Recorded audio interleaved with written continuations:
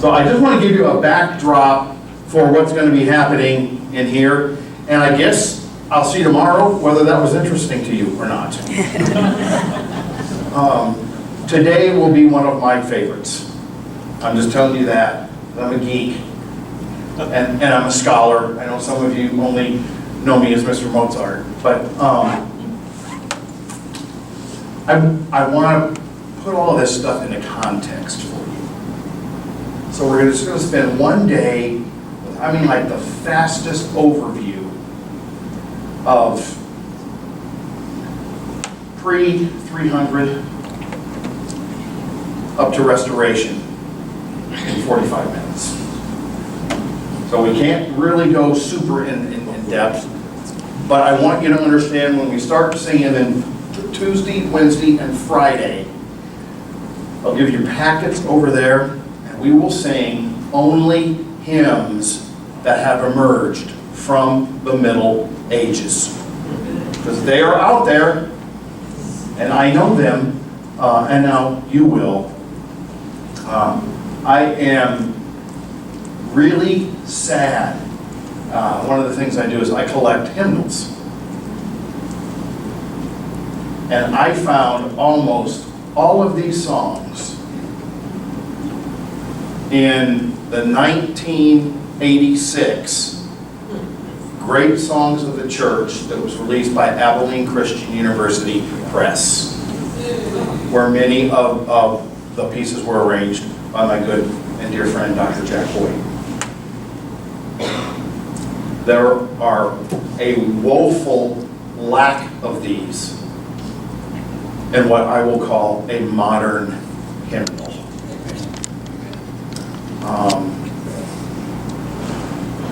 You can do the same analysis, I can't. If there are all these great old hymns we used to sing in the 80s and they're not even hymnals anymore. That's an analysis.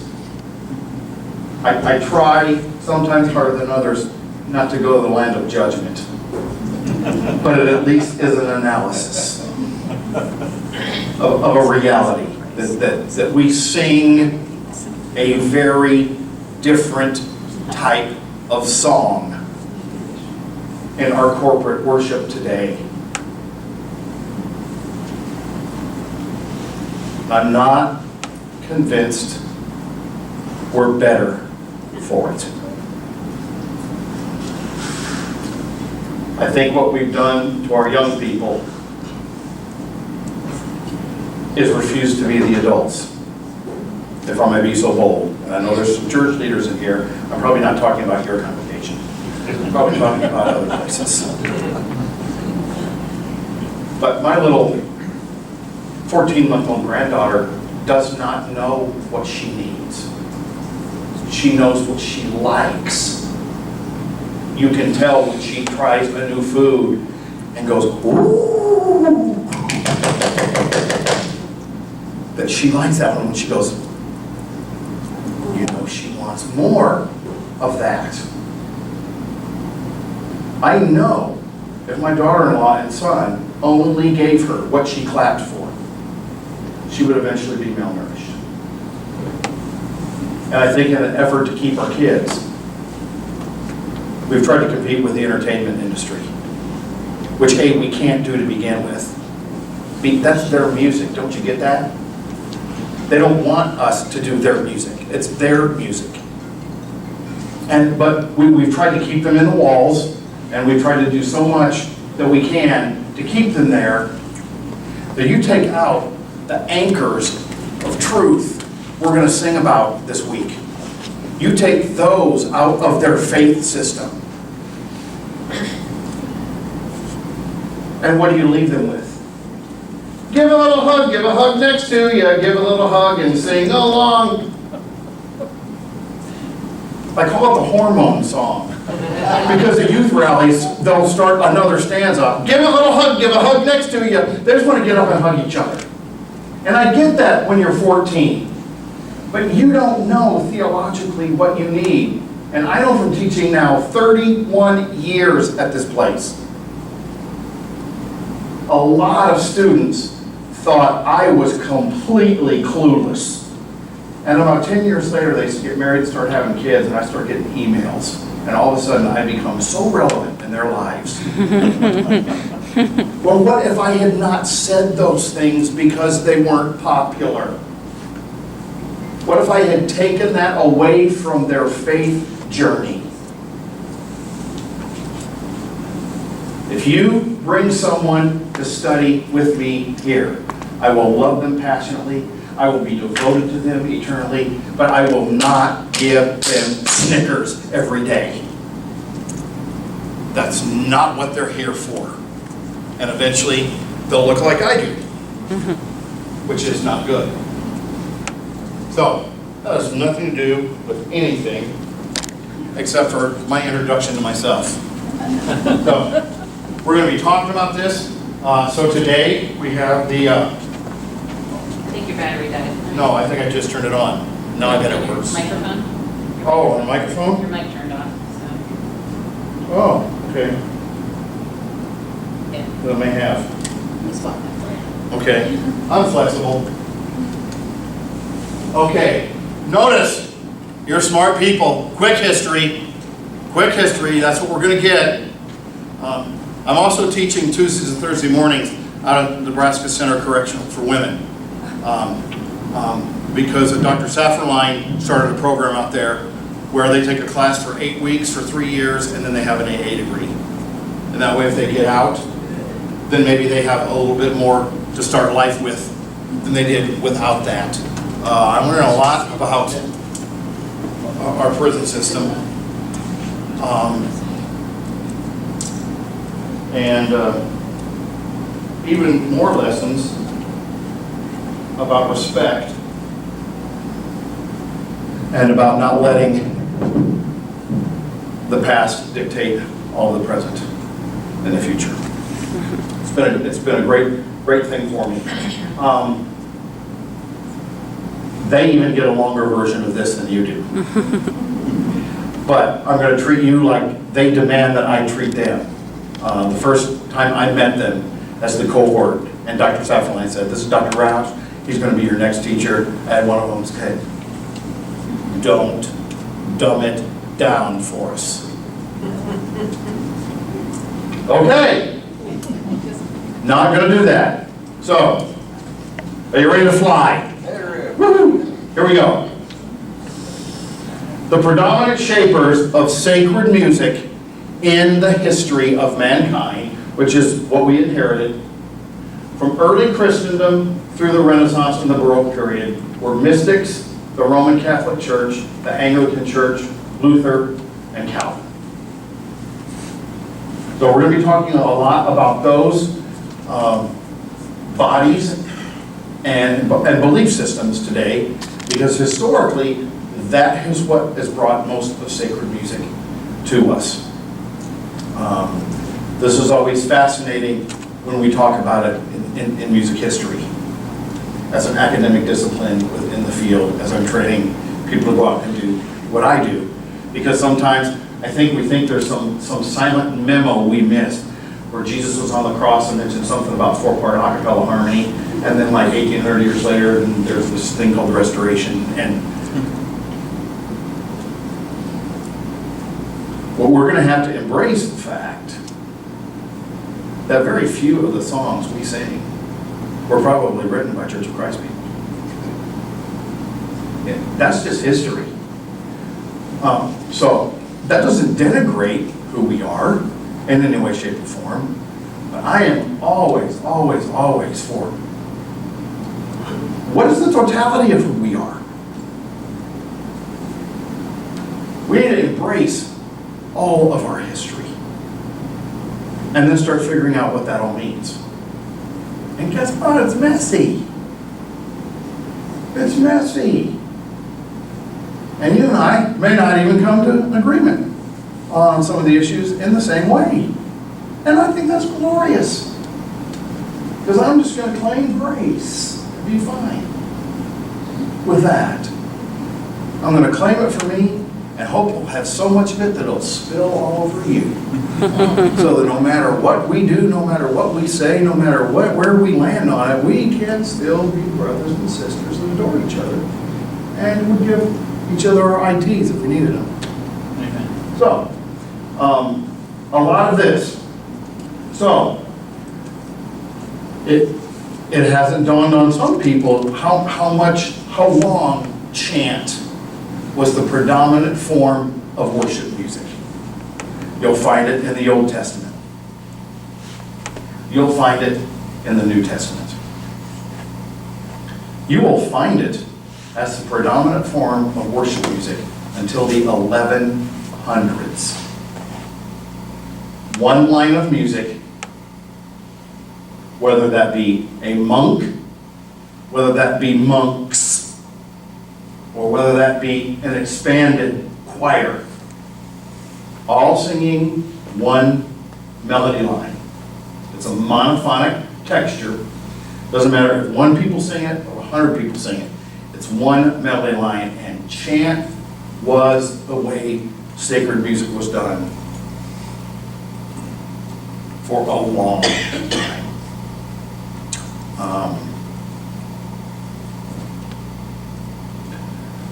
When I was in high school,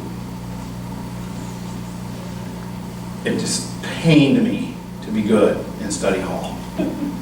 I mean, it literally was almost like a Holy Spirit moment every day. I mean, when he would take control and just make me be good. But I knew that if I was, they would let me check out to the choir room.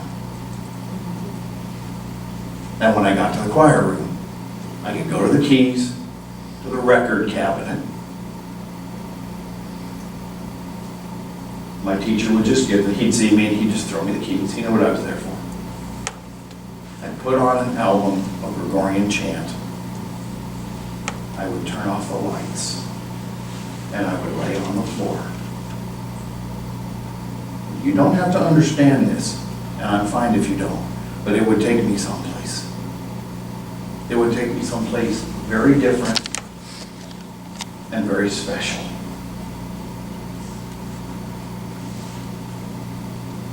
And I think it's very interesting that years ago,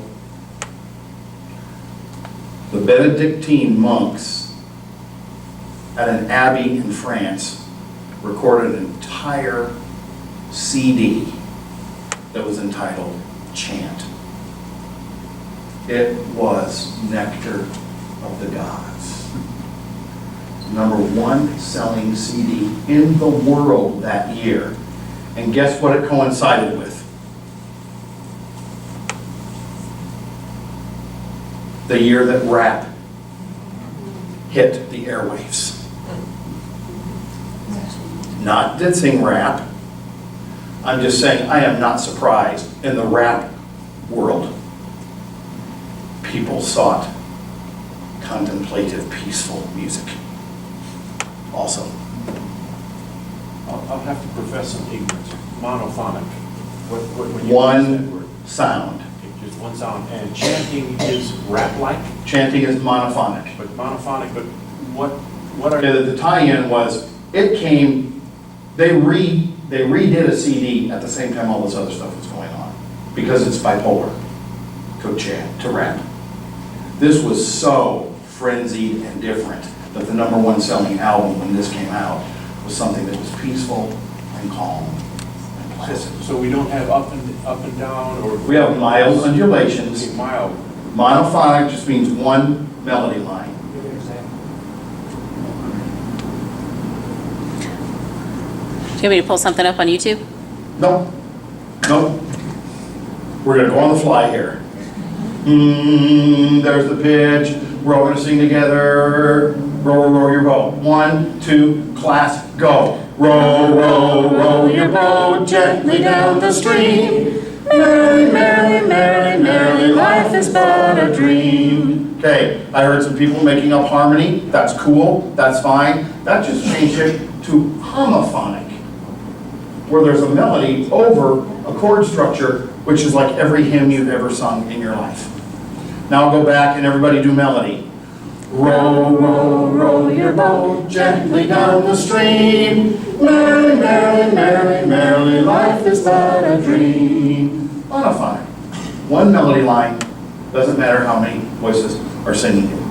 The other phonic in life is polyphonic. And it's multiple melody lines interweaving amongst each other. So if we went,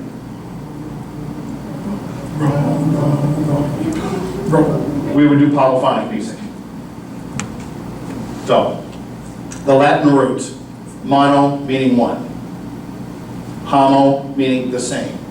They move in the same. And poly doesn't mean one a cracker, but it means many, many. So, chant has been the gig for a long time. At about the 1100s, there are two monks in France. They're at the Cathedral of Notre Dame, which is, by the way, people, that's how it's pronounced. I know we like to Americanize everything because we think we're the greatest nation on the planet, but it's not Notre Dame. They're in France, and it's Notre Dame. That's how it's pronounced.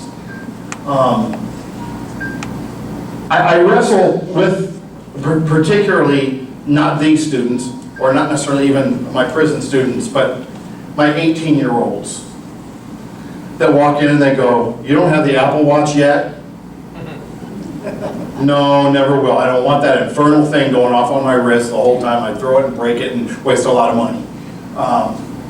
Change is so rapid for them in their life. They're trying to get them to understand around 1100, a monk named, and a composer named Léonin and Perrotin said, what if we added a voice to the chant?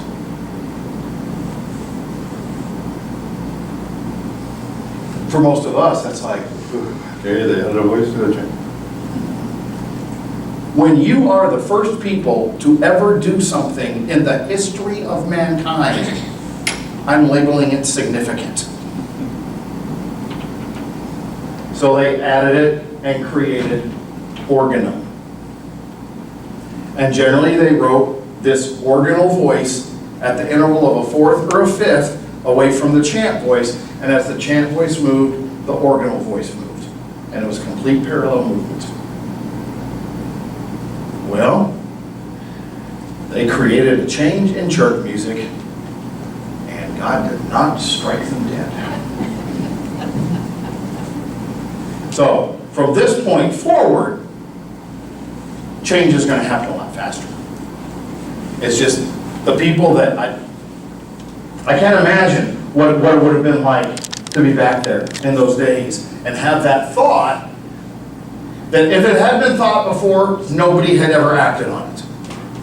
And now you're the ones that are going to do it. I've always loved history, so when you put my love of music together, I find stuff like that just really fascinating. So, I think you're going to think this is cool. If you don't, I do, and I like it. Okay, so eventually we're going to wind up with organum triplum, which has 3 voices, and organum quadruplum, which has 4 voices. That's a lot to kind of hang on to. So, they decided we need to come up with labels for these. And they thought out of deference to how prominent Gregorian chant is, and the fact that one of those 4 voices was still at least loosely based on Gregorian chant, then that part got labeled tenor. T-E-N-O-R. Because tenor is the Latin word for hold. And that is the part that held the original Gregorian chant. They did some Latin on the other stuff. The very top part was called the superius. It's not a qualitative term. It's not because it was superior. It's because it was higher. It was the highest part. It was called the superius. So we have superius and we have tenor. We have altus and bassus. So that by the time the early Renaissance composers are expanding beyond organum quadruplum and beginning to write in a different way, and I realize this is about the Middle Ages, but it bleeds into the Renaissance. We wind up with then soprano, alto, tenor, bass. And that's how we got those four terms from music history. Took a long time for us to wind up with them, but that's how they happened. And I just think that's cool and fascinating.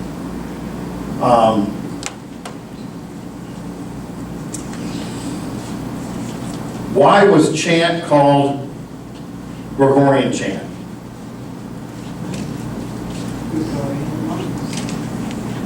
Good guess. Pope Gregory. There it is. Yeah, Pope Gregory the First, and there's a Pope Gregory the Second after that. Much of music history believes that Pope Gregory is actually the one that we call codified chant. Because at this point, much of the training is oral. If I am the repository of all chant, and you come to my church to learn that so that you can sing them, it's all oral tradition. So when I say he codified chant, the illustration that I usually use for people is picture the hymnal that you use back at home. It's got all the words, even has all the nice little notes. Now, pretend there are no page numbers and no titles. That was sacred music before Gregory. That would get kind of confusing. You'd have to get fairly long into the chant before you could join in. It's like, oh, it's that one. So he's the one that kind of came along and said, let's call the one that goes like this, this. And that's a much faster way of teaching, plus a much more exact way of teaching. Plus, then, you also have something that they can begin to write down and pass on to other generations, just as they had been doing scripture and other things for a long time.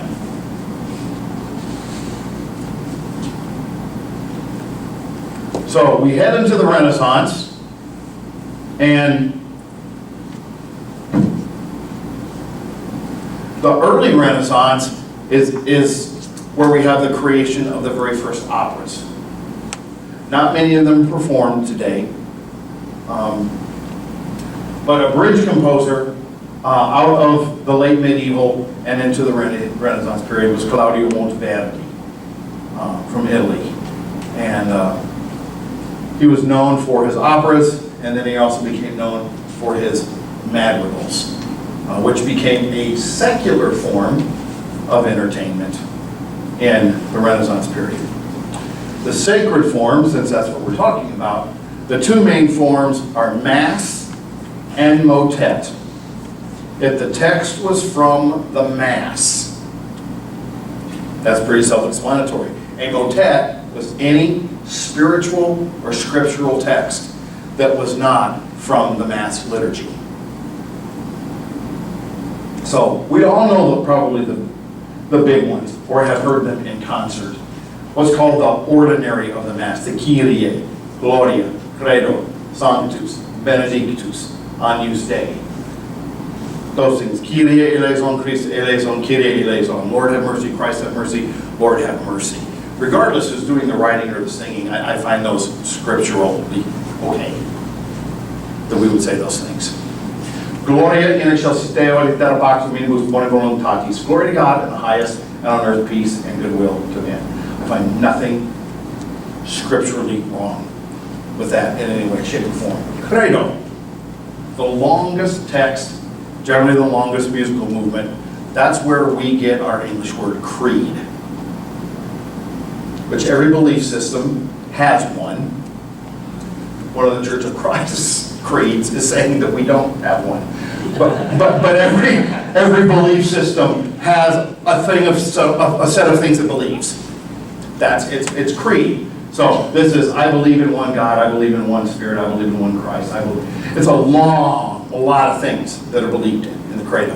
Sanctus, Sanctus, Sanctus, holy, holy, holy. We get to the Benedictus. Benedictus qui venit in nomine Domini. Blessed is he who comes in the name of the Lord. Sometimes that's tacked on to the end of the Sanctus. Then we have the Agnus Dei, qui tollis peccata mundi, Lamb of God who takes away the sin of the world. Have mercy on us, and grant us peace. Dona nobis pacem. Those form the ordinary of the Mass, which means every single Mass that was ever done, those texts were done. They were ordinarily done every Sunday. So they're the ordinary. The proper is what changed from liturgical season to liturgical season. We're not going to be singing the same kind of chants during the liturgical season of Christmas as we are during the liturgical season of Advent or Epiphany.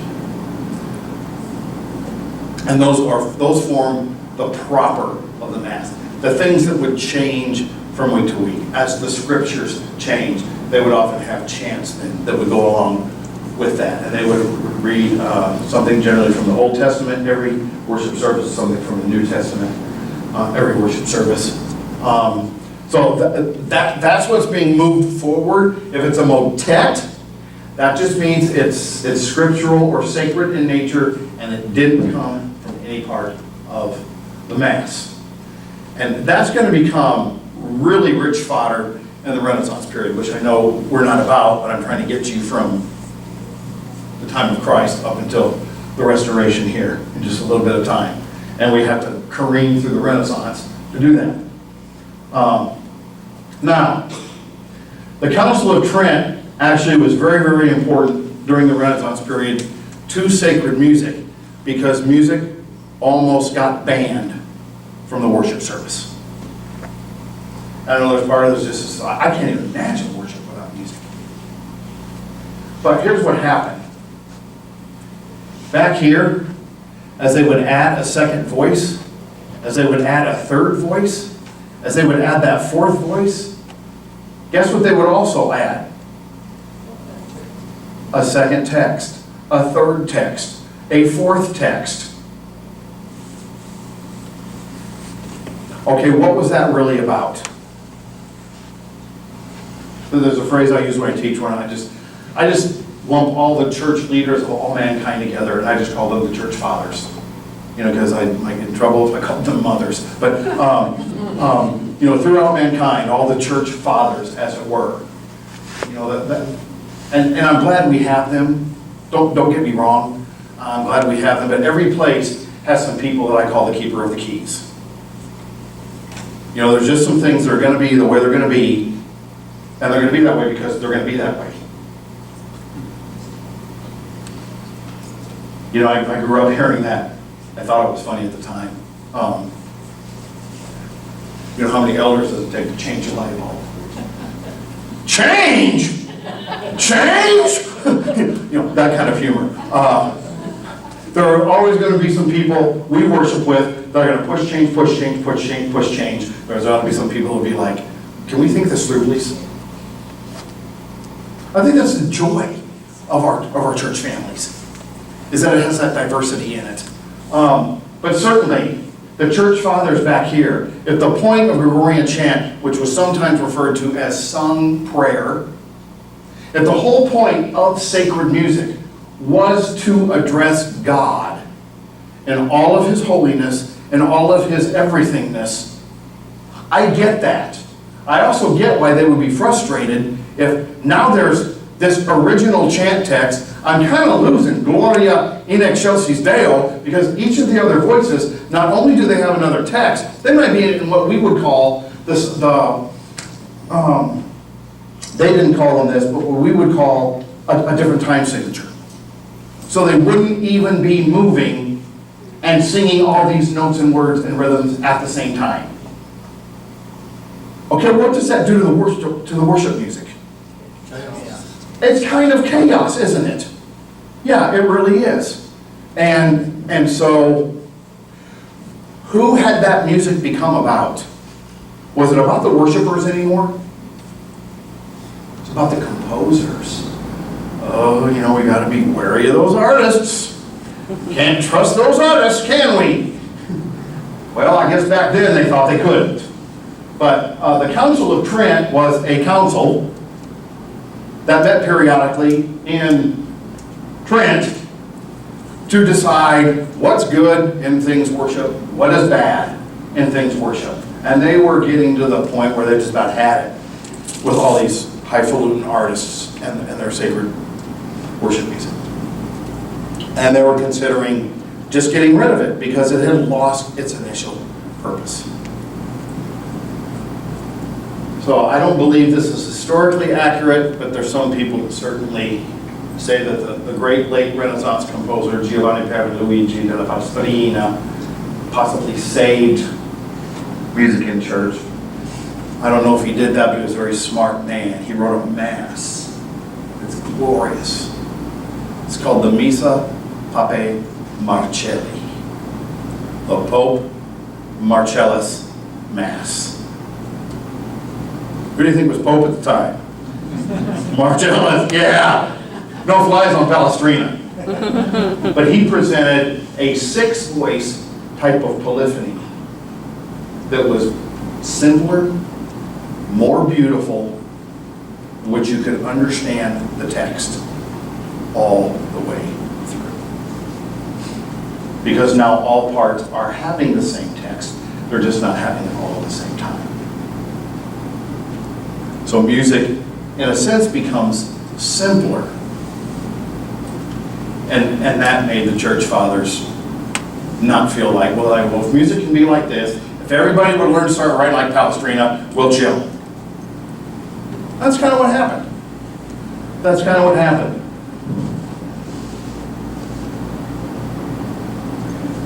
The Church of England is important in the Renaissance period as we make our way toward the Restoration. Simply, well, for a lot of reasons. I mean, theologically, hello. What do you mean I can't divorce my wife? I'll start my own church. I guess that's all it takes if you got the power. Well, then, if you know much about Renaissance England, we're going to do ping pong between the Church of England and the Roman Catholic Church. You can trace that in the music of the English composers. Because when it's time to write church music, and the monarch on the throne has said, we're going to have Catholicism as the state religion, they're going to write in Latin. When the monarch says, no, we're going back to Church of England, they'll be like, no problem, I'll just write in English. So you can trace, literally, you can know when you hear a piece of Renaissance music from England, the faith system the monarch has declared for the country by the language that you're hearing. And that gives us some of the great motets of William Byrd and Thomas Tallis, which you can go YouTube and Google those people and listen, and it's just stunning. They also were protected. They had the only 2 copyrights from the Crown. So that not only could write their music and print their music, but the only 2 that could sell it and get money for it. They were protected. Then we had Luther, the Reformation, and Germany. I'm glad to be whisking through this topic with people that generally understand that Luther was a Catholic. Because a lot of people, that has been lost on people younger than me. Because they only hear his name in reference to Luther Wren. But the whole 95 Theses on the wall, what was that about?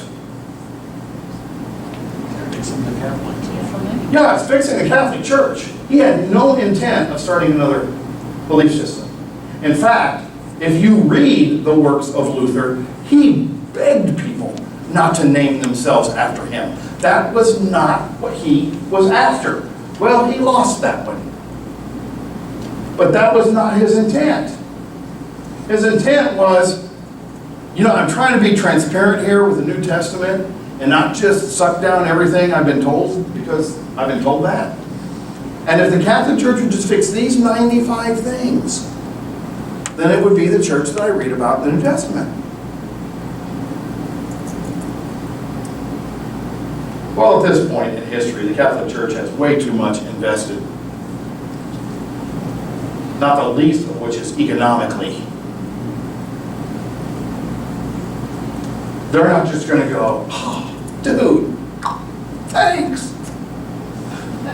You're the prophet we've been waiting for. No. Well, that did not go over well.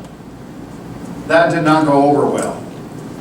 So we do wind up then with a Lutheran faith and lots of Germany. And then as Western civilization spreads to the ocean, people at least have more of a choice. But particularly in Germany, Lutheranism is going to be really, really important. Luther wrote hymns.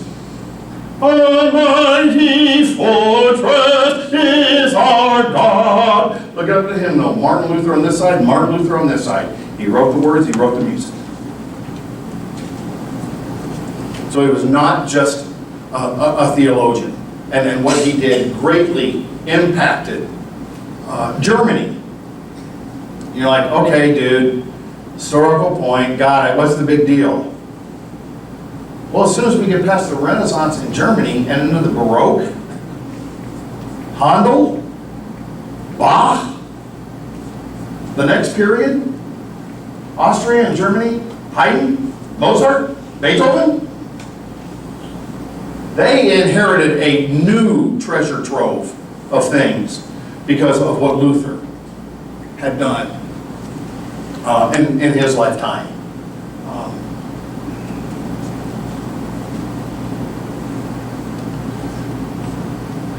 Bach,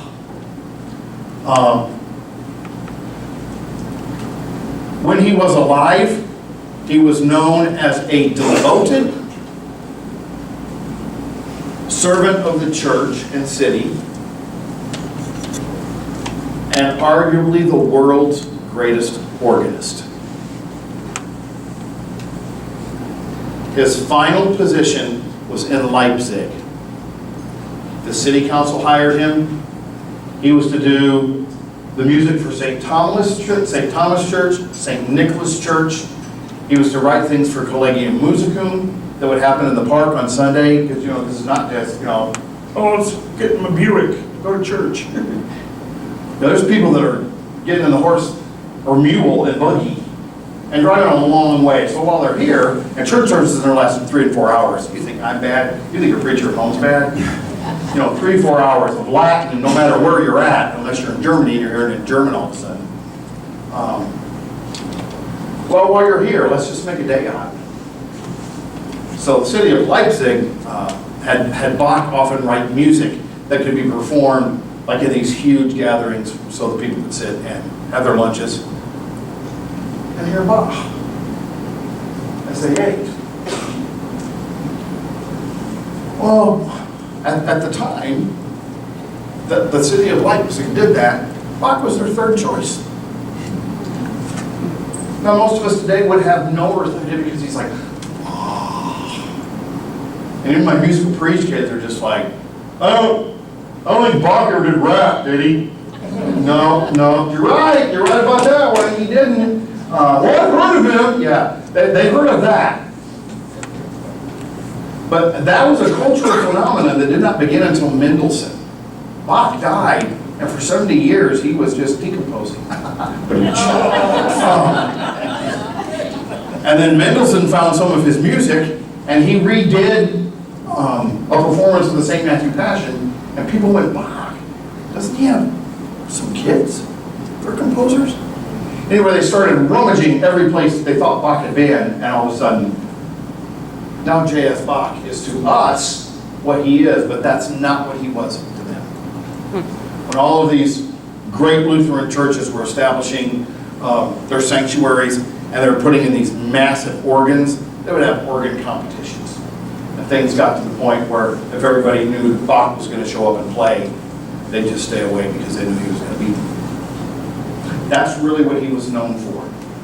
He had to crank out a lot of stuff in his jobs. A lot was demanded of him. But these composers, at this point of history, are like our entertainers today. They were like the athletes or the rock stars, where the churches, or in the Renaissance period, the patrons would say, hey, I'll give you this if you come here and work for me. And that way they could say, well, you know, I've got so-and-so on my payroll. So he was, Telemann was actually LeBron James on Bach's day. But today, we would call Bach the LeBron James of the Baroque period, if you're into basketball at all. Okay, a lot of the translations we sing are going to happen because of the Church of England. And they're going to take a bunch of the German translations that happened in Germany based on old Latin texts that they're going to turn into German material for their hymnals, which then the English are going to translate into English and turn into material for their hymnals. And you'll know eventually some people got on a boat and came to this country and brought a bunch of that culture with them. In fact, I think it's kind of cool. I've remembered my PowerPoint right. The very first book ever printed in this country was the Bay Psalm book in 1640 in Cambridge, Massachusetts. And it was a metrical translation of the Psalms so everybody could sing unison together in church.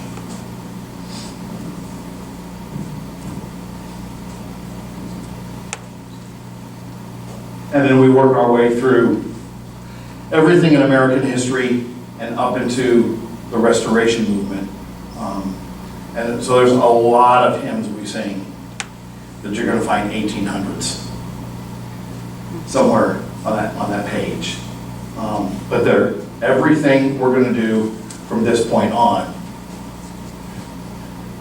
is going to spring from 300 to 400. Maybe a long time since you've sung some of them may be completely brand new to you. That's okay, we'll still sing them. And let that do to our spirits what it's supposed to do. And then we're also going to talk about how some of these texts came to be and who some of these people were. So we're going to kind of fuse a little bit of singing with a little bit of hymnology all the way through our Tuesday and our Wednesday and our Friday together. Tomorrow, the first 15 minutes are going to be almost Dr. Fraser coming in and giving you the results of her dissertation research, since some of you helped her with some of that last year. She's just going to kind of come in and give you a thumbnail sketch. Gail thought you might really enjoy that. And she's just got a couple chapters left to write, and she'll finish that at some point through the next 3 or 4 months. And she'll be Dr. Fraser, and I'll gladly change the name tag on her door.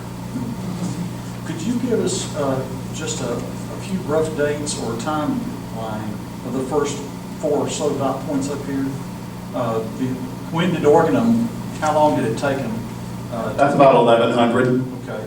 And then development of the 4 parts that we recognize, basically. Okay, this is all in place at the beginning of the Renaissance at 1400. Okay. So it took them about 300 years. It took them about 300s to arrive at that once they made that initial shift. Then the others came much quicker. Some books as such. I have one that's 200 years old. Psalms, hymns, and spiritual songs. There's nothing but words. Correct. And very often what will happen is somewhere on that page it'll give you the name of the tune and people knew those tune names. Because those tunes are based on syllables of text, which is why some hymnals, if you look in the back, they'll call it the Metrical Index, and it'll be 7.7.7.7. What that means is you have 4 phrases that each have 7 syllables. So it'll list all the hymns within that, because if they have the same number of syllables, you can actually sing any text on any music that does that. Which is an interesting way of hearing a hymn in a different way, since you already know how it's wed to this piece of music. What would it sound like if it was wed to this piece of music? But even in some of the music I will pass out to you today, you'll see tune and colon, and they'll still name that old tune that it came from, even though there's 4-part harmony now. It's really interesting to me how, in America at least, the whole hymnal thing developed. Because the Northeast is always going to be the leader in this, just because that's where so many people were. And they started to develop singing schools. And they started training people and then sending them around like they did the itinerant preachers, so people could learn. And that's where we come up with shape notes. What year did they start with? I don't have a year for it per se. It's just we're clearly at a time frame where we're in American history now. And it was a way to better singing in the worship and of training people. And then, like I said, that's why we have the shape notes, where do is always one shape and re is always a certain shape. And if you can learn those, theoretically you can learn music faster. It eventually got to the point where Lowell Mason was in Boston, Massachusetts, and he just thought singing in the church had become deplorable. So he was the very first person in the United States of America to get a school board to put music in the public school curriculum. And it got put in the public school curriculum so that the children could learn it and sing better in church. Was he an organist? Yes. Yes. All right, I need to let you go. Thank you.